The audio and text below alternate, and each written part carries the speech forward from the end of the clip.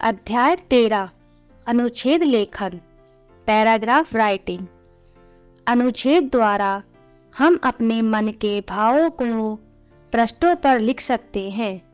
हम लोग जिन चीज़ों को देखते हैं या जिनके बारे में सुनते हैं उन पर अपने विचार लिखना ही अनुच्छेद लेखन कहलाता है। अनुच्छेद लिखने से पहले हमें कुछ बातों का ध्यान रखना चाहिए। अनुच्छेद किसी भी विषय पर लिखा जा सकता है। दी गई जानकारियों को ध्यानपूर्वक पढ़िए। जिसके बारे में लिखना हो पहले उस पर विचार करना चाहिए। क्रमानुसार लिखना चाहिए। चित्र दिया गया हो तो उस पर ध्यान देना चाहिए। छोटे छोटे वाक्यों का प्रयोग करना चाहिए। सुंदर और साफ साफ लिखना चाहिए। एक मेरा घर, माय हाउस। मेरे घर का नाम वर्मा निवास है। यह 2 मंजिलों वाला पक्का घर है। इसमें 7 कमरे, रसोई घर, स्नान घर और शौचालय है। कमरों में खिड़कियां एवं रोशनदान लगे हैं। मेरे घर के चारों ओर ऊंची 4 दीवारी है। घर के सामने बड़ा सा खुला आंगन है। घर के पीछे एक छोटा बगीचा है। बगीचे में तरह तरह के पेड़ पौधे हैं जिनमें सुंदर सुंदर फूल खिलते हैं। ये फूल पूरे बगीचे को सुगंधित कर देते हैं। मेरे घर में चारों तरफ से सूरज की रोशनी तथा ताजी हवा आती है। मेरा घर बहुत सुंदर और साफ सुथरा है। मुझे अपने घर में रहना बहुत अच्छा लगता है। 2 हमारा देश और कंट्री। हमारे देश का नाम भारत है। यह एक बहुत बड़ा देश है। हमारा राष्ट्रीय ध्वज तिरंगा है। नई दिल्ली भारत की राजधानी है। यह एक धर्मनिरपेक्ष राज्य है। यहाँ अनेक धर्मों के लोग रहते हैं जैसे हिंदू, मुस्लिम, सिख और ईसाई।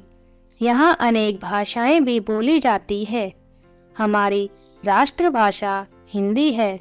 सभी भारतीय विभिन्न प्रकार के त्योहार एक साथ मिलकर मनाते हैं। सभी लोग एक दूसरे की मदद के लिए भी सदैव तत्पर रहते हैं। हमारे देश में विभिन्न प्रजातियों के पशु पक्षी भी पाए जाते हैं। भारत का प्राकृतिक सौंदर्य तो देखते ही बनता है।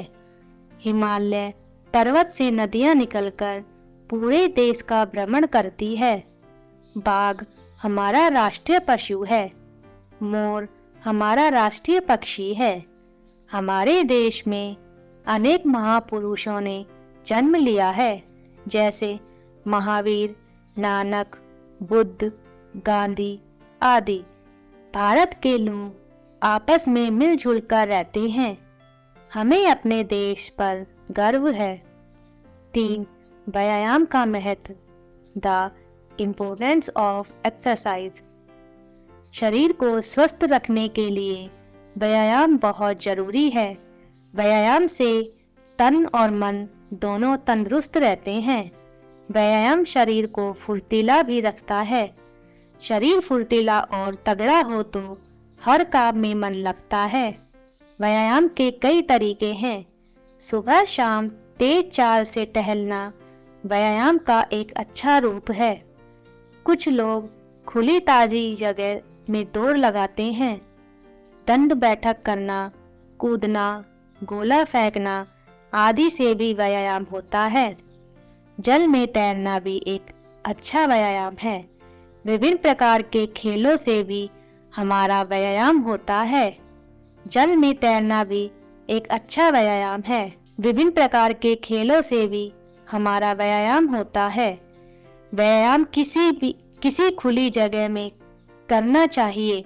व्यायाम नियमित रूप से किया जाना चाहिए, तभी इसका पूरा लाभ उठाया जा सकता है। वे लोग जो व्यायाम नहीं करते उनका शरीर चुस्त नहीं रहता। उनका शरीर गठीला भी नहीं हो पाता, इसलिए व्यायाम बहुत जरूरी है। 4. मेले का दृश्य, ए विजिट टू ए फेयर। दशहरे के अवसर पर मैं मेला देखने गया। मेला एक खुले मैदान में लगा हुआ था। मेले में काफी भीड़ और रौनक थी। यहाँ कई तरह के खेल तमाशे दिखाने वाले आए थे। कोई जादू के खेल दिखा रहा था तो कोई बाजीगरी। यहाँ एक छोटा चिड़ियाघर भी था। कई तरह के झूले वाले लोगों का मनोरंजन कर रहे थे। यहाँ एक मदारी भी अपना खेल दिखा रहा था। मेले में एक सर्कस लगा था जिसमें काफी भीड़ थी। निकट ही रामलीला का आयोजन हो रहा था। मेले में खाने पीने की भी कई दुकानें थी। मैंने अपने दोस्तों के साथ मेले का भरपूर आनंद उठाया। हम लोग झूलों पर चढ़े, गोलगप्पे और समोसे खाए। हमने मौत का कुआं देखा।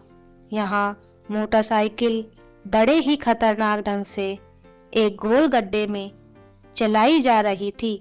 मेले में भी सब अपनी धुन में थे। यहाँ कई प्रकार के शोर एक साथ सुनाई दे रहे थे। 5. होली। होली रंगों का त्योहार है। यह त्योहार पूरे भारतवर्ष में मनाया जाता है। यह प्रत्येक वर्ष फाल्गुन महीने की पूर्णिमा के दिन मनाया जाता है, इसलिए इसे फाल्गुनी भी कहते हैं। होली का त्योहार अन्याय पर न्याय की जीत का प्रतीक है कि बहुत समय पहले हिरण्यकश्यप नाम का राजा पृथ्वी पर राज करता था। वह बहुत ही क्रूर तथा अन्यायी था। वह स्वयं को ईश्वर से भी श्रेष्ठ मानता था, परंतु उसका पुत्र प्रहलाद ईश्वर का परम भक्त था। राजा उसे दंड देना चाहता था, इसलिए उसने होलिका की सहायता लेने की सोची। होलिका हिरण्यकश्यप की बहन थी, जिसे आग में न जलने का वरदान प्राप्त था। अतः वह प्रहलाद को गोद में लेकर अग्नि में बैठ गई। इस अग्नि से प्रहलाद तो बच गया, परंतु होलिका जल गई। तब से होली के दिन लकड़ियों की होली बनाकर होलिका दहन किया जाता है। गांव में लोग नई फसलों की बालियों को इसकी आग में भूनकर खाते हैं। इस दिन मिठाई तथा अन्य पकवान भी बनाए जाते हैं। अगले दिन रंगों से होली खेली जाती है।